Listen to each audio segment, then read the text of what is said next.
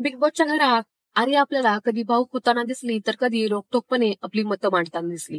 आर्याचा हा बेधडकपणा तिच्या चाहत्यांना प्रचंड आवडतो. आर्या रॅपर आहे हे आपल्या सर्वांस ठाऊकच आहे, पण आज तिच्याबद्दल आपण अधिक माहिती जाणून घेऊया. आर्या जाधव हिचा जन्म महाराष्ट्रातील अमरावतीमध्ये 20 डिसेंबर 2001 ला मध्यमवर्गीय कुटुंबात झाला. तिने 8वी पासूनच कविता लिहायला सुरुवात केली, पण कधी रॅप सॉन्ग लिहिलेलं नव्हतं. आपण रॅप सॉन्ग लिहू आणि त्यावरती परफॉर्म देऊ असं तिच्या कधी मनात आलं नव्हतं. ती रॅप सॉन्ग आवडीने ऐकायची, पण तिने कधी लिहिलं नव्हतं. 2018 तिच्या आयुष्यात एक असा क्षण आला, एक असा अपघात घडला ज्याने तिचं आयुष्यच पलटून गेलं. 2018 एका अपघातात आर्या गंभीर जखमी झाली. ती तिचे हातपाय सुद्धा हलवू शकत नव्हती. अशा वेळी तिने अनेक दिवस फक्त विचारांमध्ये घालवले. आता मनातील उदासीन घालवण्यासाठी आणि अपघातल्या ट्रॉमामधून बाहेर येण्यासाठी तिने लिहिण्यास सुरुवात केली. यावेळेस तिने आपल्या आयुष्यातील पहिलं रॅप सॉन्ग लिहिलं.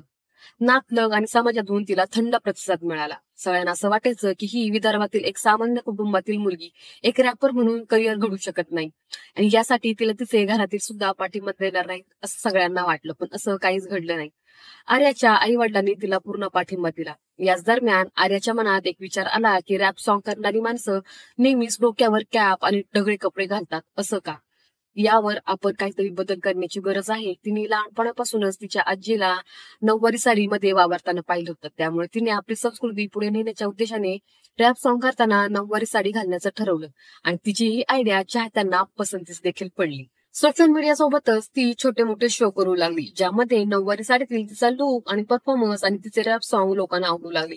2022 मध्ये तिने MTV वरील हसल 2 शो मध्ये सहभागी होण्याचा निर्णय घेतला आणि हाच निर्णय तिच्या आयुष्यातील टर्निंग पॉइंट ठरला.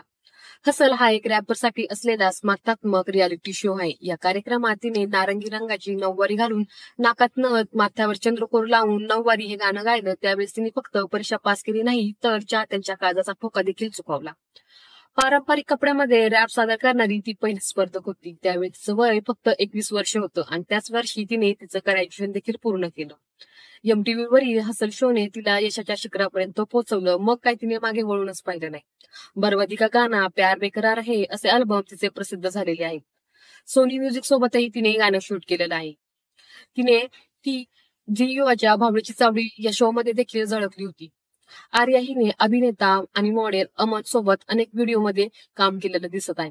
या व्हिडिओ नंतर अमन आणि आर्यामध्ये काहीतरी शिस्त आहे अशी चर्चा सोशल मीडियावर रंगू लागली होती, पण दोघांमध्ये असं काही नाही. ते दोघं चांगले मित्र आहेत. या दोघांनी अल्बम मध्ये एकत्र काम केलेलं आहे असं आर्याने सांगितलं. आर्या आता सध्या सिंगलच आहे. आर्या ही मराठीतील ज्येष्ठ पत्रकार आशिष जाधव यांची पुतणी आहे.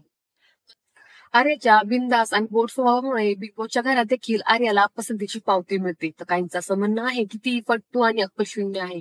तर मग आर्या, तुम्हाला यापैकी काय वाटते ते आवर्जून कमेंटमध्ये सांगायला विसरू नका आणि अशाच अपडेटसाठी चॅनलला सबस्क्राईब करा. धन्यवाद.